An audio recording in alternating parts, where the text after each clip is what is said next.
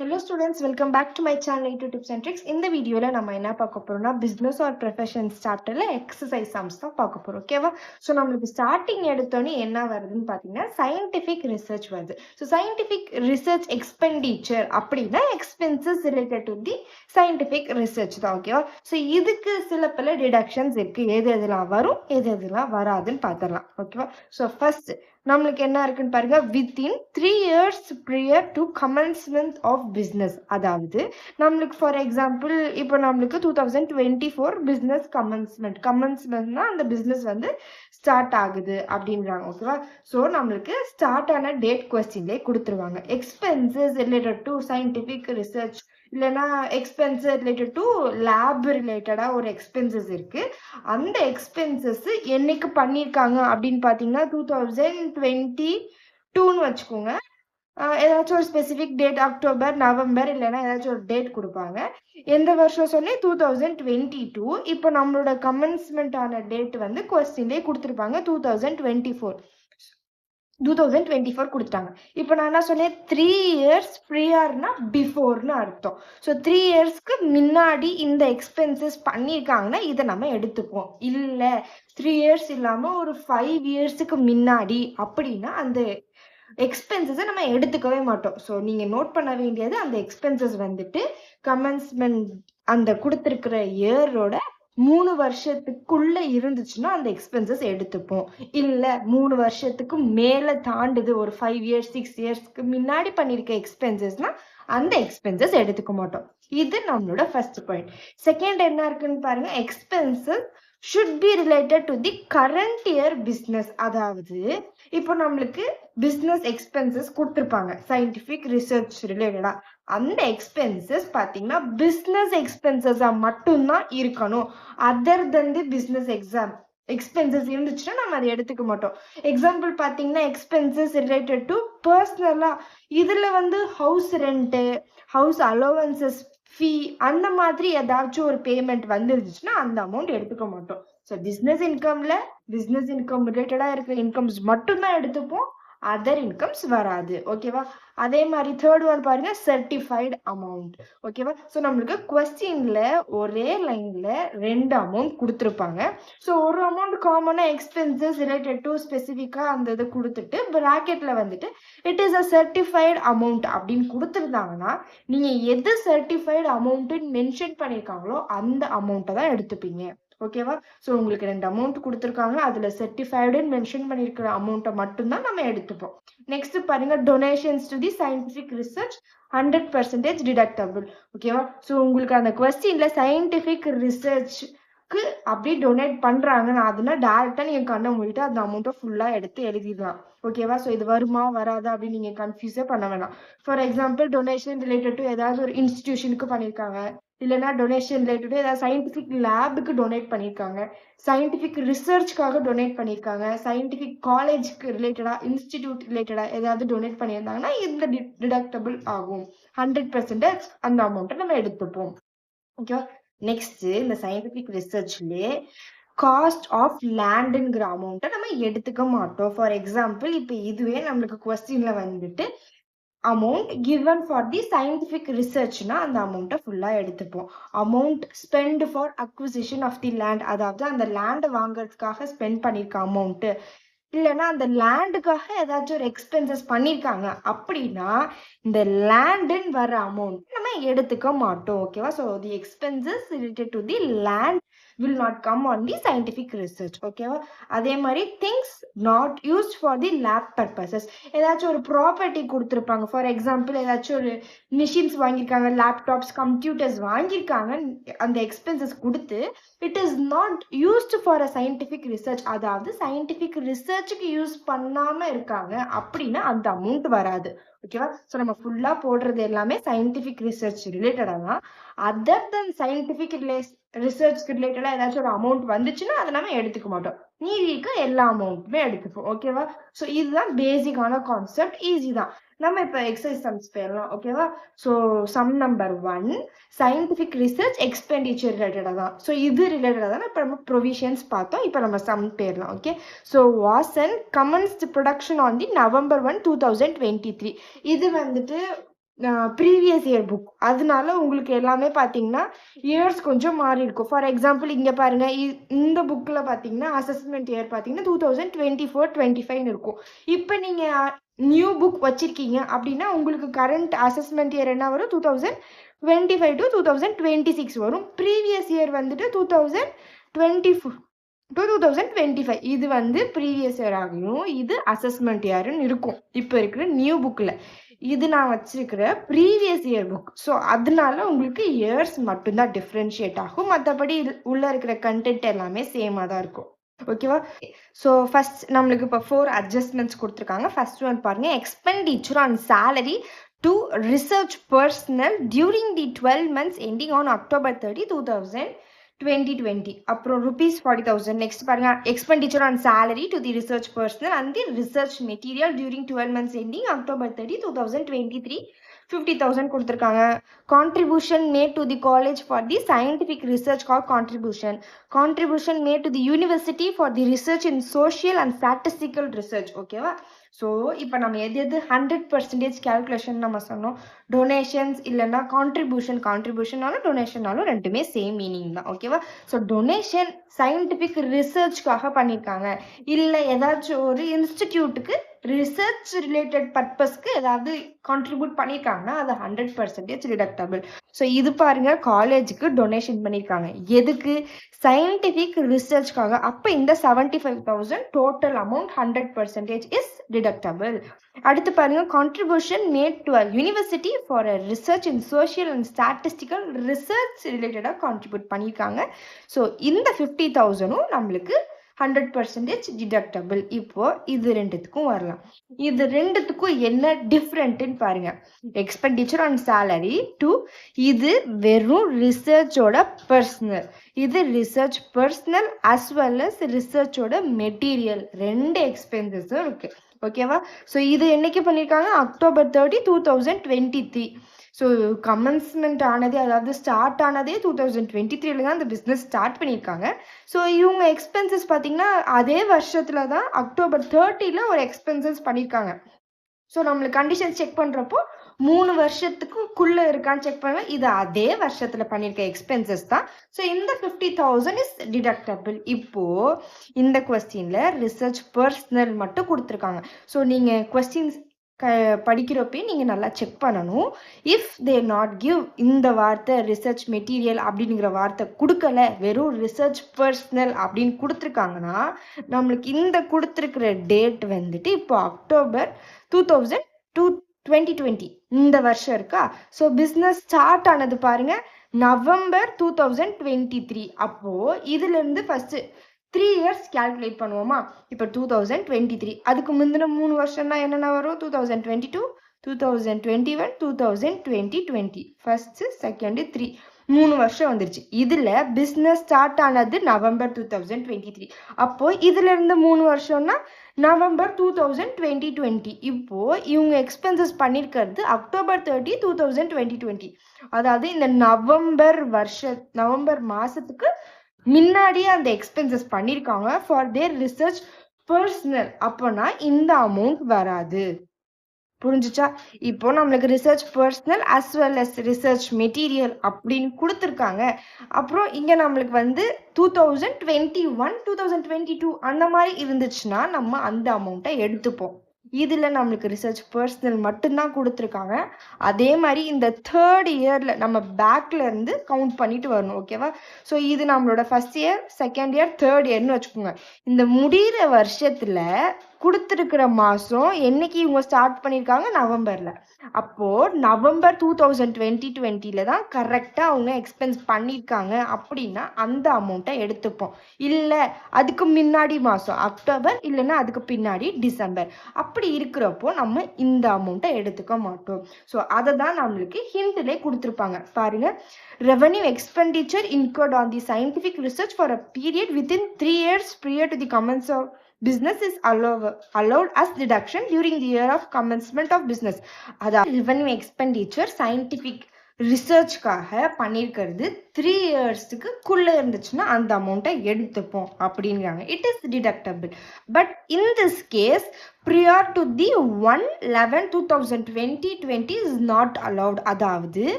அதாவது first November 2020க்கு முன்னாடி இருக்கு. இன் திஸ் கேஸ் ப்ரியார்னா பிஃபோர்னு அர்த்தம். நவம்பருக்கு முன்னாடியே பண்ணிருக்க இந்த எக்ஸ்பென்சஸை எடுத்துக்க மாட்டோம். புரிஞ்சுச்சா? இது ஒரு காமனான சிம்பிள் தான். இது 100% டிடக்டபிள். 50,000 75,000 அப்படியே எடுத்துப்போம். இந்த அமௌண்ட்டு நம்ம டைரக்டா எடுத்துப்போம். அதே வருஷத்துல பண்ணிருக்க ஒரு எக்ஸ்பென்சஸ். ஸோ இந்த 50,000 எடுத்துப்போம். இந்த 40,000 எடுத்துக்க மாட்டோம். ஏன் எடுத்துக்க மாட்டோம்? 3 இயர்ஸ் செக் பண்றப்போ இது கடைசியா இருக்கிற வருஷத்துல வருது. அதே மாதிரி நவம்பர் 2020 இது நம்ம எடுத்துப்போம். இது நவம்பருக்கு முன்னாடியே பண்ணிருக்கிற ஒரு ரிசர்ச் பர்சனலுக்கு மட்டும் இருக்கிற எக்ஸ்பென்சஸ் அப்படிங்கிறதுனால இந்த அமௌண்ட் வராது.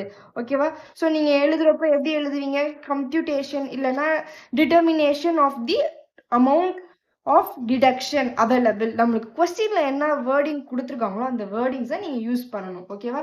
ஸோ அந்த வேர்டிங்ஸ் யூஸ் பண்ணிட்டு ஆப்ஷன் ஏல வந்துட்டு இதை நீங்க பர்டிகுலர்ஸ் காலம்னு ஃபுல்லா எழுதிட்டு அமௌண்ட் காலம்ல இப்போ நம்மளுக்கு என்ன இருக்கு? Expenditure on salary research personnel இந்த டேட்டை நீங்கள் மென்ஷன் பண்ணணும். October 30, 2020. உங்கள் புக்கில் இப்போ கரண்ட் இயரில் எந்த இயர் கொடுத்துருக்காங்களோ அதை நீங்கள் மென்ஷன் பண்ணிவிட்டு இந்த 40,000 வராது நில்லுன்னு நீங்கள் எழுதிடணும். நெக்ஸ்ட் பில் என்ன கொடுத்துருக்காங்க? Expenditures on salary research personal. நான் ஷார்ட்டாக எழுதுறேன், ஃபுல் ஃபார்மில் எழுதலை. நிறைய சம்ஸ் கவர் பண்ணணும் அப்படிங்கிறதுனால நீங்கள் இந்த மெத்தட்லாம் ஃபாலோ பண்ணக்கூடாது. நான் சொல்கிற கான்செப்டை புரிஞ்சுக்கோங்க. பர்டிகுலர்ஸ் காலம் ருபீஸ் காலம் எழுதிடுவீங்க. மேல என்ன எழுதணும்? Determination of the amount of deduction available on the scientific research எக்ஸ்பெண்டிச்சர்னு எழுதலாம். ஓகேவா? ஸோ பர்டிகுலர்ஸ் காலம்ல ஃபுல்லா எழுதுங்க. Expenditure on salary to the research personal எழுதிட்டு கொடுத்துருக்கிற டேட். ஓகேவா? ஸோ இப்போ பில என்ன டேட் கொடுத்துருக்காங்க? October 30, 2023 கொடுத்துருக்காங்க. இது அதே வருஷத்துல பண்ண எக்ஸ்பென்ஸ். ஸோ இந்த 50,000 நம்ம எடுத்துப்போம். ஓகேவா? நெக்ஸ்ட் சில என்ன கொடுத்துருக்காங்க? Contribution to the college for the college contribution for the scientific ரிசர்ச்க்கு எவ்வளோ கொடுத்துருக்காங்க? 75,000. ஸோ இந்த அமௌண்ட்டை 100% நம்ம எடுத்துப்போம். நெக்ஸ்ட் டில என்ன கொடுத்துருக்காங்க? Contribution made to the university for the research purposes. So இதுவுமே யூனிவர்சிட்டிக்கு சயின்டிஃபிக் ரிசர்ச்க்கு பண்ணியிருக்காங்க 50,000. ஓகேவா? ஸோ இப்போ நம்மளுக்கு 50-50 1 lakh ஆச்சு. 1 lakhோட 75 1,75,000 அமௌண்ட் தான் நம்மளுக்கு டோட்டல் அமௌண்ட் டிடக்டபிள். நீங்க இங்க வந்து டோட்டல் அமௌண்ட் டிடக்டபிள்னு ஃபுல் ஃபார்ம்ல எழுதணும். ஓகேவா? ஸோ நெக்ஸ்ட் சம் பார்ப்போமா? Ajay commenced production on the August 1, 2023. ஓகேவா? ஸோ எப்போ அவங்க பிஸ்னஸ் ஸ்டார்ட் பண்ணியிருக்காங்களா? 2023 ஸ்டார்ட் பண்ணியிருக்காங்க. தி அசசி had made the following expenditure on the scientific research up to the year ending 2024 March 31st. நம்மளுக்கு 3 தான் கொடுத்துருக்காங்க. Expenditure on providing rent free flat and club facility to the research personnel from the August 1, 2020 to July 31st, 2023 25,000 கொடுத்துருக்காங்க. பில பாருங்க, expenditure on salary and materials from the August 1, 2020 to July 31st, 23 80,000 கொடுத்துருக்காங்க. Out of which amount certified by the prescribed authority 40,000 கொடுத்துருக்காங்க. Next contribution made to the university for the scientific research 2 lakh. ஓகேவா? So நான் ஸ்டார்டிங்லேயே சொன்ன மாதிரி இந்த scientific research contribute பண்ணியிருக்காங்க அப்படின்னாலே நீங்கள் கண்ணை மூடிட்டு இந்த அமௌண்ட்டை டேரெக்டாக எடுத்து எழுதிருங்க. ஓகேவா? ஸோ நெக்ஸ்ட் என்ன இருக்குது? நம்மளுக்கு 2 அமௌண்ட் கொடுத்துருக்காங்க. இதில் நார்மலாக ஒரு அட்ஜஸ்ட்மெண்ட்டில் கொடுக்குற மாதிரி ஒரு அமௌண்ட்டு, இன்னொன்று என்ன கொடுத்துருக்காங்க? Amount certified by the prescribed authority. இப்படி நம்மளுக்கு 2 அமௌண்ட் கொடுத்துருக்கிறப்போ நீங்கள் அந்த சர்டிஃபைடு அமௌண்ட்டை மட்டும்தான் நீங்கள் எடுத்துக்கணும். ஸோ இந்த 40,000 மட்டும்தான் நீங்கள் எடுத்துப்பீங்க. அந்த 80,000 இக்னோர் பண்ணிடணும். நான் ஸ்டார்டிங்லேயே அட்ஜஸ்ட்மெண்ட்ஸ் எக்ஸ்பிளைன் பண்ணுறப்பே சொன்னேன். இந்த மாதிரி நம்மளுக்கு 2 அமௌண்ட்ஸ் கொடுத்துருக்கிறப்போ சர்டிஃபைடு அமௌண்ட்டை மட்டும்தான் நம்ம எடுத்துக்கணும். ஸோ இந்த 40,000 மட்டும்தான் நீங்கள் எடுத்துக்கணும். நெக்ஸ்ட் என்ன இருக்குது? Expenditure on providing rent free flat. ஓகேவா? ஸோ இது நம்மளுக்கு பிஸ்னஸ் இன்கம். ஓகேவா? ஸோ இந்த ரெண்ட் ஃப்ரீ ஃபிளாட்டு, இந்த கிளப் ஃபெசிலிட்டி, இதெல்லாம் நம்மளுக்கு பிஸ்னஸ் ரிலேட்டடாக இருக்கிற எக்ஸ்பென்சஸ் வராது. அதே மாதிரி இந்த ரெண்ட் ஃப்ரீ ஃபிளாட் பார்த்தீங்கன்னா ஃபார் யாருக்கு ரிசர்ச் பண்ற ஆளுங்களுக்கு ரெண்ட் ஃப்ரீயா ஒரு ஃபிளாட் கொடுக்குறாங்க கிளப்புக்கு ஃபெசிலிட்டி. இந்த ரெண்டுமே நம்மளுக்கு பிசினஸ் ரிலேட்டடா இருக்கிற எக்ஸ்பென்சஸ்ல வராது. ஸோ இந்த 25,000 வராது. ஓகேவா? ஸோ இப்போ இதே expenses related to scientific research மட்டும் கொடுத்துருந்தா அந்த எக்ஸ்பென்சஸ் வரும். இந்த ரெண்ட் ஃப்ரீ ஃபிளாட், இந்த கிளப் ஃபெசிலிட்டி எல்லாமே பிசினஸ் இன்கம்ல வராது. It is other than the business income. So நம்மளுக்கு என்னென்ன வரும்? ஸோ இதே மாதிரி நீங்க எழுதுறீங்க, பர்டிகுலர்ஸ் காலம், ருபீஸ் காலம், இதெல்லாம் நீங்க எழுதிட்டு ஸோ எப்படி நீங்க எழுதுவீங்க? ஸோ நம்மளுக்கு இந்த கொஸ்டின்ல பாத்தீங்கன்னா ஏ, பி அண்ட் சி 3 இருக்கா? ஸோ இதுல ஃபர்ஸ்ட் என்ன கொடுத்துருக்காங்க நம்மளுக்கு? Expenditure on rent free flat இருக்கு. இந்த அமௌண்ட் நம்மளுக்கு வராது. ஸோ இங்க நீங்க நில் எழுதிருவீங்க. நெக்ஸ்ட் எக்ஸ்பெண்டிச்சர் ஆன் சேலரி, இதுல என்ன சொன்னேன்? சர்டிஃபைடு அமௌண்ட் மட்டும்தான் வரும். ஸோ சர்டிஃபைடு அமௌண்ட் நம்மளுக்கு எவ்வளோ? 40,000. ஸோ அந்த அமௌண்ட்டை நீங்க எழுதுறீங்க. Contribution made to the university. So contribution to the university based on the scientific ரிசர்ச்க்கு எவ்வளோ பண்ணியிருக்காங்க? 2 lakhsக்கு பண்ணியிருக்காங்க. ஸோ மொத்தமா எவ்வளோ அமௌண்ட் டிடக்டபிள்? 2,40,000 டிடக்டபிள். ஓகேவா? ஸோ இந்த ரெண்ட் ஃப்ரீ ஃபிளாட் ஏன் வராது? ஏன்னா it is other than the business income. So இந்த இன்கம் நம்ம எடுத்துக்க மாட்டோம். ஓகேவா? ஸோ நெக்ஸ்ட் என்ன இருக்கு பாருங்க. Third sum, X made the following expenditure on the scientific research. இதெல்லாம் விட்டுருக்கேன். நம்ம டைரக்டா அட்ஜஸ்ட்மெண்ட்ஸே போயிடுவோம். டிசம்பர் 2023 பண்ணியிருக்காங்க. He paid 60,000 to the IIT Chennai. ஓகேவா? ஸோ நம்ம இப்போ டைரக்டா சம் போட்டுட்டே போவோமா? நான் அப்படியே சொல்றேன், நீங்களும் லைன் பை லைன் நீங்களும் சம் போட்டுட்டே வாங்க. இது நம்மளுக்கு தேர்ட் சம்ல என்ன இருக்கு? Contribution made to the IIT சென்னைக்கு பண்ணியிருக்காங்க. எதுக்கு? சோஷியல் ஸ்டாட்டிஸ்டிக்கல் சயின்ஸுக்கு ரிசர்ச் கேரி ஆன் பண்றதுக்கு. ஸோ ரிசர்ச் பண்றதுக்கு கான்ட்ரிபியூட் அந்த அமௌண்ட்டை டைரக்டா எடுத்து எழுதிருங்க, யோசிக்கவே வேணாம். ஓகேவா? அடுத்து என்ன பண்ணிருக்காங்க? ஆன் ஜூலை 2020ல he purchased a plot of land 6 lakhsக்கு. Later on, building for the research was constructed at the cost of 30 lakhs. He also paid National Labக்கு scientific researchக்கு 1 lakh. First இந்த ரிசர்ச்னு கொடுத்துருக்கிறதெல்லாம் நீங்க எழுதிறீங்க. இந்த கன்ஃபியூஷனா இருக்கிறத மட்டும் லாஸ்ட்ல வச்சுக்கணும். இப்போ நான் என்ன சொன்னேன்? லேண்டுக்குன்னு வர்ற அமௌண்ட்டை நம்ம எடுத்துக்கவே மாட்டோம். ஓகேவா? So building for research purpose, அதாவது ஒரு ஒரு லேண்டு, ஒரு சாதாரணமான ஒரு கிரவுண்ட் ஏரியா அப்படின்னு வர எக்ஸ்பென்சஸ் நம்மளுக்கு சயின்டிபிக் ரிசர்ச்ல வராது. ஸோ இந்த பிளாட்டுக்கு இன்வெஸ்ட் பண்ணியிருக்கிற அமௌண்ட் நம்மளுக்கு எடுத்துக்க போறது இல்லை.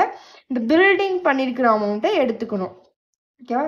ஸோ நான் ஸ்டார்டிங்லேயே சொன்ன மாதிரி இந்த அட்ஜஸ்ட்மெண்ட்ஸ்ல பாருங்க. காஸ்ட் ஆஃப் லேண்ட், இல்லை அந்த லேண்டை பர்ச்சேஸ் பண்றாங்க, இல்லை அந்த லேண்டில் ஏதாச்சும் ஒரு இன்வெஸ்ட்மெண்ட் பண்றாங்க, இல்லை அந்த லேண்டுனால ஒரு இன்கம் வருது அப்படின்னாலும் இது நம்மளுக்கு வரவே வராது. எதுல? சயின்டிபிக் ரிசர்ச் எக்ஸ்பெண்டிச்சர்ல cost of the land income வராது. இப்போ இதுவே அதுக்கு சயின்டிபிக் ரிசர்ச் பண்றதுக்கு பில்டிங் பண்றாங்க, பில்டிங்கோட எக்ஸ்பென்சஸ், பில்டிங்கோட ஏதாச்சும் ஒரு இன்ஸ்ட்ருமெண்ட் ஏதாச்சும் நம்மளுக்கு ஒரு வாங்குறாங்க அப்படின்னா பில்டிங் ரிலேட்டடா வர எக்ஸ்பென்சஸ் எடுத்துப்போம், லேண்ட் ரிலேட்டடா வர எக்ஸ்பென்சஸ் எடுத்துக்க மாட்டோம். ஸோ இந்த கொஸ்டின்ல இந்த 6 lakhs நம்ம எடுத்துக்க போறது இல்லை. பில்டிங் ரிலேட்டடா இருக்கிற காஸ்ட் 30 lakhs எடுத்துப்போம். இந்த நேஷனல் லேப் 1 lakh, இந்த அமௌண்ட்டை நம்ம எடுத்துப்போம். ஓகேவா? ஸோ நம்ம ஆரம்பத்துல எழுதினது இது என்னது? ஐஐடிக்கு சயின்டிபிக் ரிசர்ச் கேரி ஆன் பண்றதுக்கு கான்ட்ரிபியூட் பண்ணிருக்கு. இந்த 60,000 எடுத்துப்போம். இந்த லேண்டுக்கு பண்ணிருக்கிற 6 lakhs வராது. பட் பில்டிங்க்கு போட்டிருக்க இந்த 30 lakhs அமௌண்ட் எடுத்துப்போம். ஓகேவா? ஸோ இப்போ நம்ம கால்குலேட் பண்ணுவோமா? 30 lakhs plus 1 lakh 31 lakhs. இதோட 60,000 ஆட் பண்ணா 31,60,000. இதுதான் டோட்டல் அமௌண்ட் டிடக்டபிள். ஓகேவா? நெக்ஸ்ட் இருக்க சம் பாருங்க. Sum of 50,000 was paid to JN University as a contribution to scientific research. அப்ப நான் இந்த 50,000 டைரக்டா வரும். 50,000 எழுதிருங்க.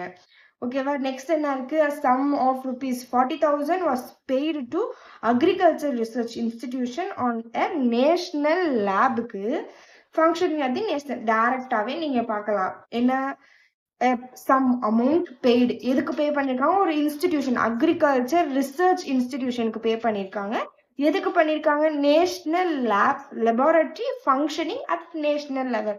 ஒரு லேபுக்காக ஒரு எக்ஸ்பென்ஸை கான்ட்ரிபியூட் பண்றாங்க அப்படிங்கறதுனால இந்த அமௌண்ட்டை 100% டிடக்டபிள். ஸோ அந்த அமௌண்ட்டை மொத்தமா அப்படியே எடுத்து எழுதிங்க.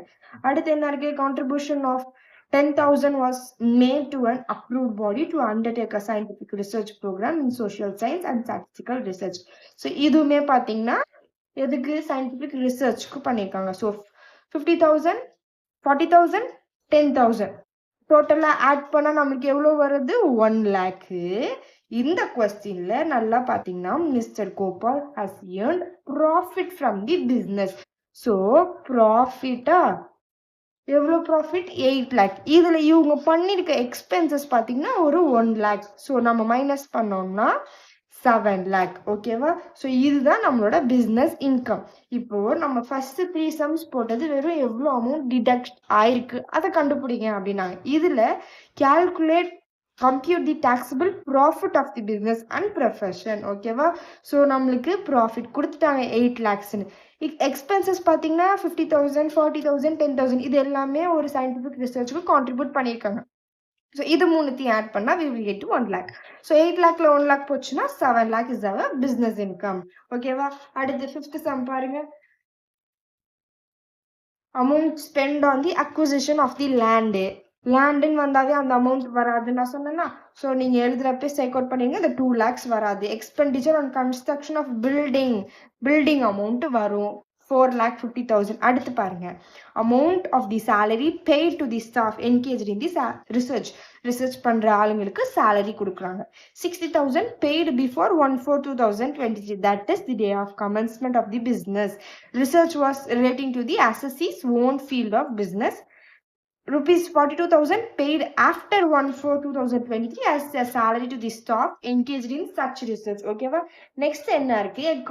Computer costing 1,60,000 was purchased with the object of using it for the research, but on acquisition it was found that it cannot be used for a research. Nevertheless, it is installed in the business office. அதாவது இதோட அர்த்தம் என்னன்னு பார்த்தீங்கன்னா 1,60,000 worth உள்ள ஒரு கம்ப்யூட்டரை research பர்பஸ்க்கு ரிசர்ச்சுக்கு use பண்ணணும் அப்படிங்கிற ஒரு எண்ணத்துல 1,60,000 ஒரு கம்ப்யூட்டரை வாங்கியிருக்காங்க. பட் வாங்கினதுக்கு அப்புறமா தான் அவங்களுக்கு என்ன தெரியுது? It cannot be used for the research பண்றதுக்கு இந்த கம்ப்யூட்டர் தேவையில்லை. ஆனா இது வந்து பிசினஸ் ஆஃபீஸ்ல ஒரு பார்ட்டா அந்த கம்ப்யூட்டரை வச்சுட்டாங்க. ஆனா இதை வந்து ரிசர்ச்க்கு யூஸ் பண்ணல. ஸோ ரிசர்ச்சுக்கு யூஸ் பண்ணாம இருக்கிற ஐட்டம்ஸை நம்ம எடுத்துக்க மாட்டோம். புரிஞ்சுச்சா? என்னதான் அவங்க வந்து ரிசர்ச் யூஸ் பண்ணணும்னு வாங்கியிருக்காங்க, பட் அவங்க யூஸ் பண்ணலை. இட் கேனாட் பி யூஸ்ட் அப்படிங்கிற வார்த்தையை மென்ஷன் பண்ணியிருக்கனால இந்த 1,60,000 வந்து நம்மளுக்கு வராது. ஓகேவா? ஸோ இந்த அமௌண்ட் லேண்டுக்குள்ளது வராது, பில்டிங்குள்ளது எடுத்துப்போம். இப்போ சேலரி பார்த்தீங்கன்னா நம்மளுக்கு ரெண்டு டேட்ஸ் கொடுத்துருக்காங்க. பட் ஸ்பெசிஃபிக்காக நம்மளுக்கு இந்த டேட்ல தான் நம்மளுக்கு பிஸ்னஸ் கமென்ஸ்மெண்ட் ஆகியிருக்கு அப்படிங்கிற டேட் கொடுக்கல. ஸோ இதில் நம்மளுக்கு என்ன அமௌண்ட் வந்தாலும் இந்த 2 அமௌண்ட்டும் எடுத்துப்போம். ஓகேவா? ஸோ உங்களுக்கு ஸ்பெசிஃபிக்காக ஒரு அமௌண்ட் கொடுத்து இந்த டேட்டில் கமென்ஸ்மெண்ட் ஆகிருக்கு அப்படின்னா நீங்கள் வித்தின் 3 இயர்ஸா இல்லை அபவ் 3 இயர்ஸா நீங்கள் செக் பண்ண முடியும். ஸோ இந்த கொஸ்டினில் நம்மளுக்கு எந்த இயர்ஸும் மென்ஷன் பண்ணலை. ஸோ இந்த 60,000, 42,000 அப்சல்யூட்டாக அப்படியே எடுத்துப்போம். ஓகேவா? ஸோ இப்போ நீங்கள் சம் போடுறப்போ நம்மளுக்கு இந்த கொஸ்டின்ல எந்த ப்ராஃபிட்டும் கொடுக்கல. ஸோ உங்களுக்கு பிஸ்னஸ் இன்கம் வராது. ஸோ உங்களுக்கு டைரக்டா ஆப்ஷன் ஏல பார்த்தீங்கன்னா லேண்ட் இருக்கு, இந்த இன்கம் வராது, நில்லுன்னு மென்ஷன் பண்ணிக்கோங்க. பில பார்த்தீங்கன்னா பில்டிங் ரிலேட்டடா இருக்கிற இந்த 2 lakhs வரும். 4,50,000. ஸோ 4,50,000 பில்டிங் உள்ளது. நெக்ஸ்ட் சிலே பார்த்தீங்கன்னா ஏ அண்ட் பி சேலரி பார்த்தீங்கன்னா 60,000, இன்னொருத்தவங்களுக்கு 42,000. நெக்ஸ்ட் டியோடது பார்த்தீங்கன்னா நம்மளுக்கு கம்ப்யூட்டர் ரிலேட்டடா இருக்கா. ஸோ இந்த கம்ப்யூட்டர்னு நீங்க ஃபுல் ஃபார்ம்ல எழுதி இதை நீங்க நில்லுன்னு மென்ஷன் பண்ணிடுங்க. இப்போ நம்மளுக்கு 4,50,000 42,000 ஆட் பண்ணுமா? 4,50,000 இதோட நம்மளுக்கு 60 + 42 5,52,000 இதுதான் டோட்டல் அமௌண்ட் டிடக்டபிள். ஓகேவா? ஸோ இது நம்ம எப்போதும் பார்த்தா அதே சம் தான். லேண்டுக்கு வர அமௌண்ட்டை எடுத்துக்க மாட்டோம், பில்டிங்க்கு வரதை எடுத்துப்போம். கம்ப்யூட்டர் பர்ச்சேஸ் பண்ணியிருக்காங்க, ஆனால் இது ரிசர்ச்க்கு யூஸ் பண்ணியிருந்தா மட்டும்தான் இந்த அமௌண்ட் எடுத்துப்போம். ரிசர்ச்க்கு யூஸ் பண்ணாத அமௌண்ட்ல நம்ம எடுத்துக்க போறதில்ல. இந்த 2 அமௌண்ட் சேலரி அமௌண்ட் அப்படியே எடுத்துப்போம். ஏன்னா என்னதான் இவங்க before the date of commencement after the date of commencement கொடுத்தாலும் நம்மளுக்கு கொஸ்டின்ல ஸ்பெசிஃபிக்காக the date of commencement was not given. So அது நம்மளுக்கு கொடுக்கல. அப்படிங்கிறப்போ நம்ம எதுவுமே செக் பண்ண வேணாம், இந்த ரெண்டு அமௌண்ட்டையும் டைரக்டா எடுத்துக்கலாம். ஓகேவா? ஸோ நெக்ஸ்ட் பாருங்க. ஸோ இந்த கொஸ்டின்ல ப்ராஃபிட் கொடுத்துருக்காங்க 2,60,000. நம்ம இப்போ என்ன பண்ணணும், 2,60,000 எக்ஸ்பென்சஸை மைனஸ் பண்ணா we will get the business income. பாசிட்டிவ்ல வந்துச்சுன்னா இன்கம், நெகட்டிவ்ல வந்துச்சுன்னா லாஸ். சரியா? So amount given to the national லேபுக்கு கொடுத்துருக்க அமௌண்ட் எடுத்துப்போம். லேண்ட், காஸ்ட் ஆஃப் தி லேண்டுங்கிற வர வார்த்தை வந்தாலே அந்த அமௌண்ட் எடுத்துக்க மாட்டோம். இந்த சயின்டிஃபிக் ரிசர்ச்காக கான்ட்ரிபியூட் பண்ணியிருக்காங்கன்னா அதை நீங்க எடுத்துப்பீங்க. ஓகேவா? ஸோ பில்டிங்னு வந்திருக்கு, பில்டிங் வர அமௌண்ட் எடுத்துப்போமா மாட்டோமா? எடுத்துப்போம்.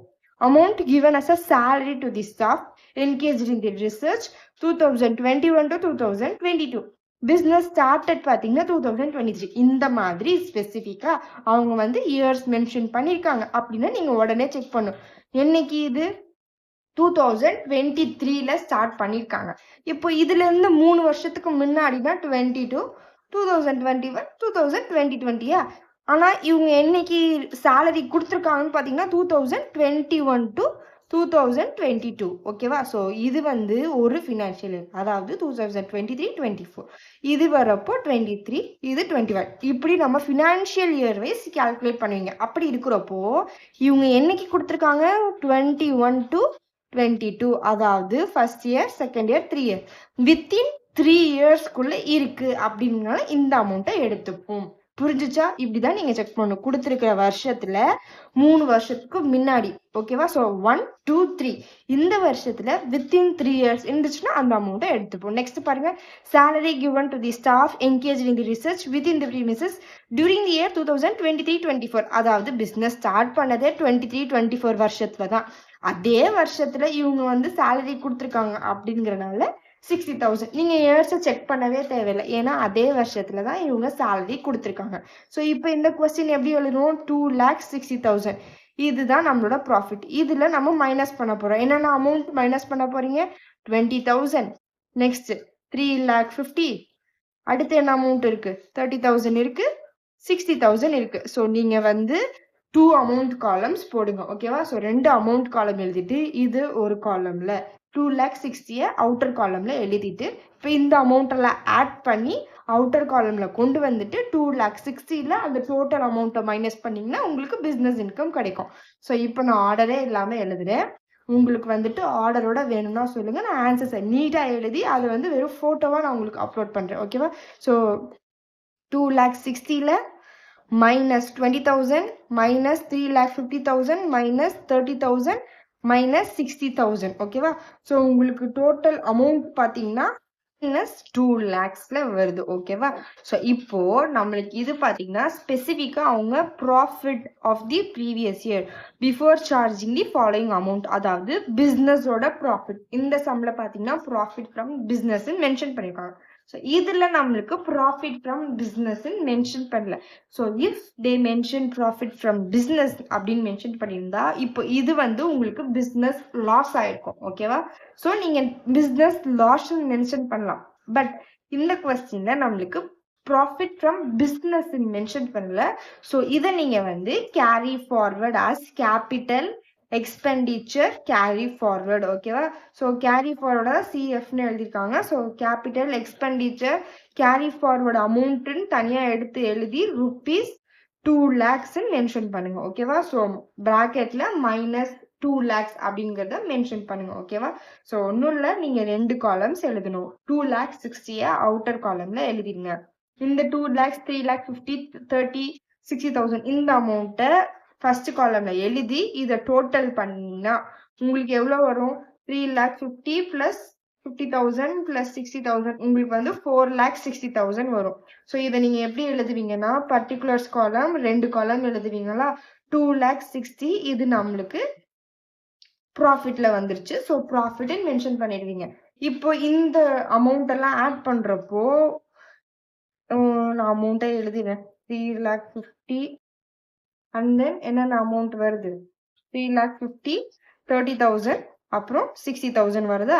ஸோ இது எல்லாத்தையும் ஆட் பண்ணி நீங்க வந்து அகெயின் அவுட்டர் காலம்ல 4,16,000 எழுதிடுவீங்களா?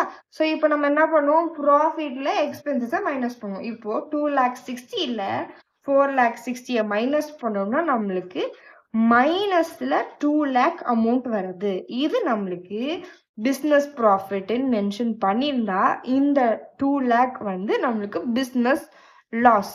ஓகேவா? ஸோ இவங்க வெறும் ப்ராஃபிட்ஸ் அப்படின்னு மென்ஷன் பண்ணியிருக்காங்க. ஸோ இந்த அமௌண்ட்டு என்ன அமௌண்ட், இது ஃபுல்லாக கேபிட்டல் எக்ஸ்பெண்டிச்சர் ரிலேட்டடாக பண்ணுறது. ஸோ கேபிட்டல் எக்ஸ்பெண்டிச்சரில் இந்த லாஸை நம்ம கேரி ஃபார்வர்ட் பண்ணுறோம். புரிஞ்சுச்சா? அவ்வளோதான். ஸோ இப்போ நம்மளுக்கு வந்து சயின்டிஃபிக் ரிசர்ச் ரிலேட்டடாக இருக்கிற 6 sums பார்த்தாச்சு. நெக்ஸ்ட் என்ன இருக்கு, allowable expenses paid before the last day of filing of return. இதை வந்து நம்ம நெக்ஸ்ட் வீடியோவில் பார்க்கலாம். இப்போ நம்ம போட்ட சம்ஸில் ஏதாச்சும் டவுட்ஸ் இருந்துச்சுன்னா கமெண்ட் செக்ஷனில் கேளுங்க. ரிமைனிங் சம்ஸ்லாம் கொஞ்சம் நான் சீக்கிரமாகவே அப்லோட் பண்ணுறேன். ஓகே, ஸோ தேங்க்ஸ் ஃபார் வாட்சிங். Subscribe for more videos.